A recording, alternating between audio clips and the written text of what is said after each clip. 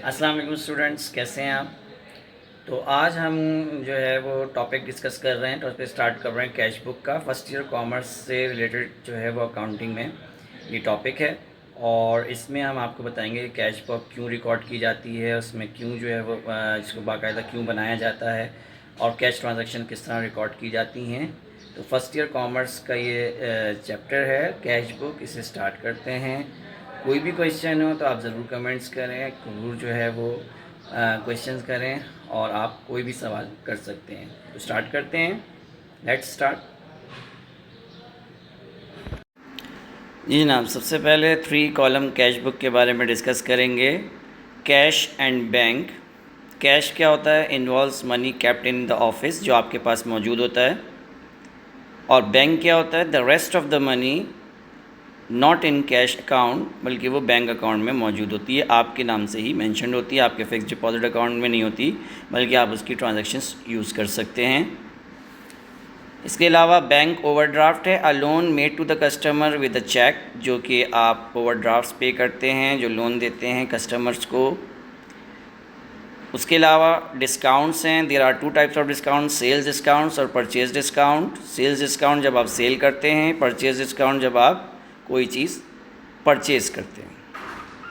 तो अगर ओवरऑल जो है वो इसमें देखा जाए तो तीनों कॉलम कैश बुक्स जो हैं वो उसमें सारी चीज़ें मेंशन्ड होंगी। ना सिर्फ ये, बल्कि डिस्काउंट्स भी आपने कॉलम्स अलग बनाने हैं, यानी 3 कॉलम हैं ये, तो इसमें कैश बुक, बैंक बुक और डिस्काउंट्स मौजूद होंगे। ठीक है, तो यहीं से हम कंटिन्यू करते हैं।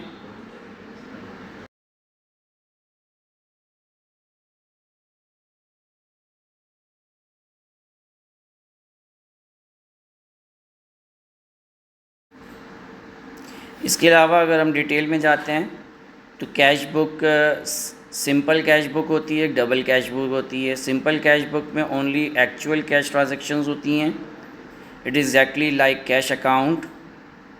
जबकि डबल कॉलम कैश बुक में 2 टाइप ऑफ अमाउंट कॉलम्स होते हैं, जिसमें कैश भी होता है और डिस्काउंट भी होता है।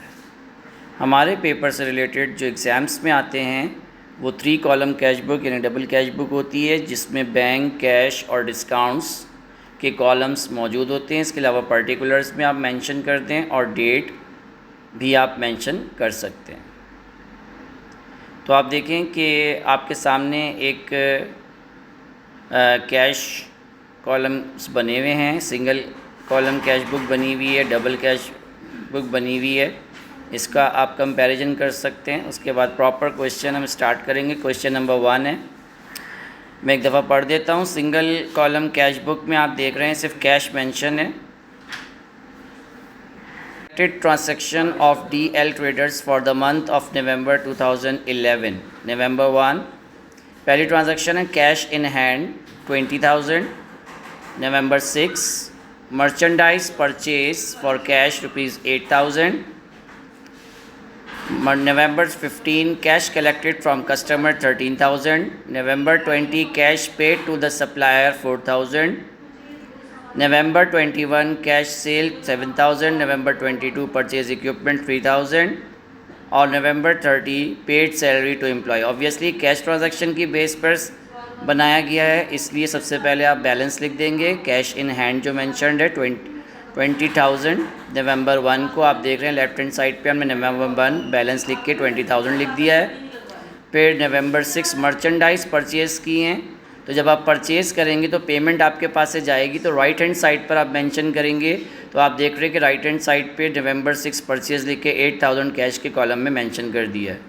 इसके अलावा नंबर 15 जो डेट है आपकी नवंबर की, उसमें कैश कलेक्ट किया है तो रिसीव किया है, तो लेफ़्ट हैंड साइड आपके रिसिप्ट कॉलम होते हैं और राइट हैंड साइड जो है वो आपके पेमेंट साइड्स होती हैं। तो जो भी कैश आप रिसीव करेंगे वो लेफ़्ट हैंड साइड पर लिखेंगे और जो आप पे करेंगे वो राइट हैंड साइड पर लिखेंगे। कैश पेड टू सप्लायर, आपने पेमेंट सप्लायर को की है तो पेमेंट आपके पास से गई है, तो आप राइट हैंड साइड पे मेंशन करेंगे। अकाउंट्स पेबल सप्लायर को क्यों पे किया था आपने, क्योंकि आपने ऑन टाइम पे नहीं किया, तो 20 नवंबर को आपने पे किया है 4,000 से। इसके अलावा नवंबर 21 कैश सेल की है, जब आप सेल करेंगे तो कैश आपके पास इंक्रीज़ होगा, रिसीट्स होंगी, तो 7,000 के साथ आपने डेबिट साइड पे 21 नवंबर को मेंशन कर दिया राइट लेफ्ट हैंड साइड पे। इसी तरह नवंबर 22 परचेज इक्विपमेंट ₹3,000, आपने इक्विपमेंट परचेज़ किया तो आपने पेमेंट की होगी ऑब्वियसली, तो क्रेडिट साइड पर मेंशन कर दिया है।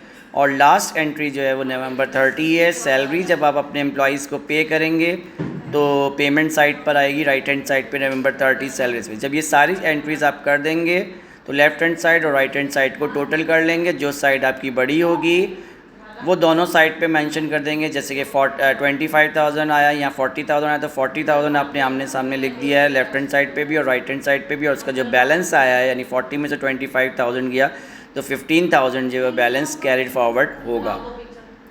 तो ये पूरा क्वेश्चन अगर आप फोकस करें तो ये 2 कॉलम कैश बुक है जिसमें सिर्फ कैश की डिटेल्स मेंशन है, इसमें बैंक की कोई ट्रांजैक्शन जो है वो मेंशन नहीं है। तो पहला सवाल मैंने कोशिश किया कि आपको कैश बुक से रिलेटेड जो सिर्फ कैश एंट्री है वो आपसे डिस्कस करूं, और जब हम इससे आगे बढ़ेंगे तो फिर हम जो है वो दूसरे सवाल में बैंक के कॉलम को भी इंट्रोड्यूस कराएंगे।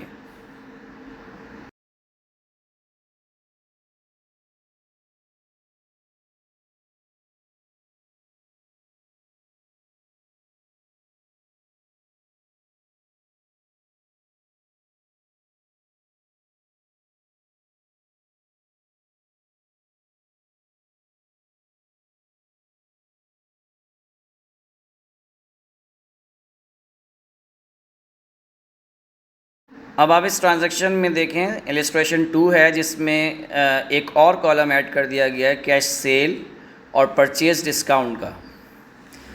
जो कैश डिस्काउंट सेल्स डिस्काउंट है और परचेज डिस्काउंट 2 कॉलम मेंशन किए हैं। सारी एंट्रीज सिंपल वैसे ही जिस तरह मैंने अभी आपको डिस्क्राइब की, एंट्रीज़ बिल्कुल उसी तरह हैं, लेकिन अगर आप थोड़ा सा फोकस करें तो कॉलम्स के अंदर आपको एक कॉलम ज़्यादा नज़र आ रहा होगा लेफ़्ट हैंड साइड पर और एक कॉलम जो है वो राइट साइड पर आपको नज़र आ रहा होगा।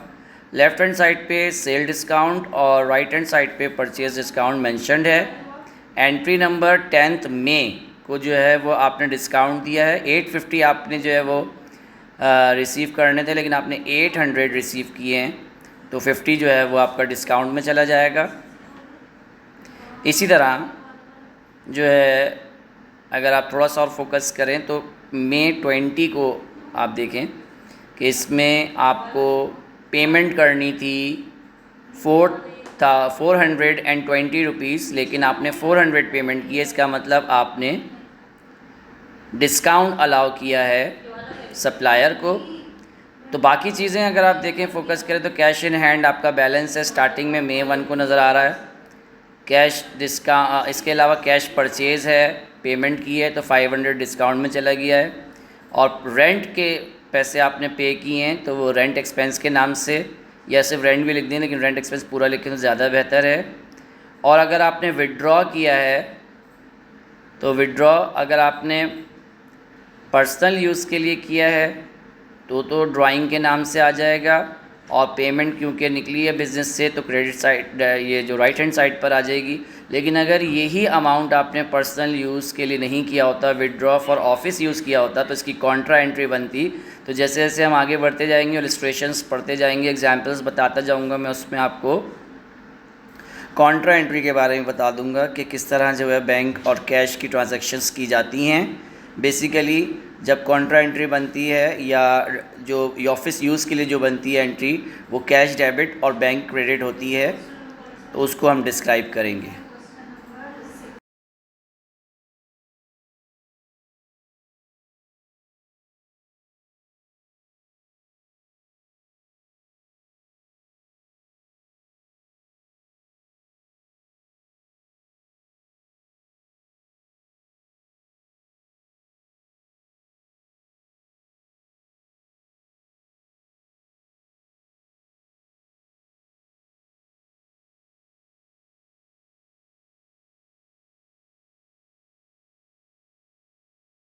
इसके अलावा इलस्ट्रेशन 3 है, आप देखें इसमें जो है वो कुछ एंट्रीज़ मेंशन हैं, जैसे कि टी अकाउंट्स हैं, डिस्काउंट एक्सपेंस और डिस्काउंट इनकम्स मेंशन है। इसके टी अकाउंट्स पहले बना दिए हैं, और उसके बाद अगर हम आगे फोकस करें तो मैंने कैश बुक नेक्स्ट पेज पे बनाई है। देखें पहले क्वेश्चन पढ़ लें। कैश सेल है, सेल हुई है, कैश आपके पास रिसीव हुआ है, तो obviously right left hand side पर अमाउंट आएगा इसका, डेट के साथ मेंशन करें। डिपॉजिट कैश इनटू बैंक, ये एक कॉन्ट्रा एंट्री बनती है, यानी 5 मार्च को जो एंट्री बनी है ये कॉन्ट्रा एंट्री बनेगी बैंक और कैश की। यहाँ पे आप बैंक लिखेंगे, राइट हैंड साइड पे आप कैश लिखेंगे, तो अमाउंट कैश में जाएगा और बैंक में जाएगा। इसके अलावा इस सवाल के अंदर कॉन्ट्रा एंट्री जो है वो मौजूद नहीं है। अगर आप गौर से देखें तो परचेज़ ऑफिस सप्लाइज़ है, इशूड चेक, पेबल है, फुल डिस्काउंट्स वगैरह से रिलेटेड है, लेकिन एक एंट्री इसमें डिपॉजिट कैश इनटू बैंक दी है 7000, जो कि कॉन्ट्रा एंट्री होगी।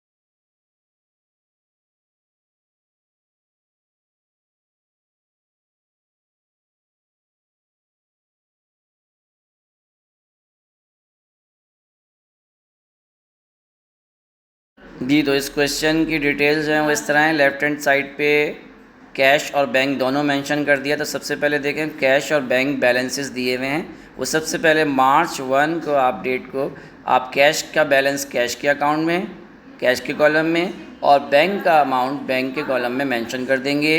उसके बाद 4 मार्च को सेल हुई है, कैश पे सेल हुई है, तो सेल लिखकर कैश में अमाउंट लिख देंगे।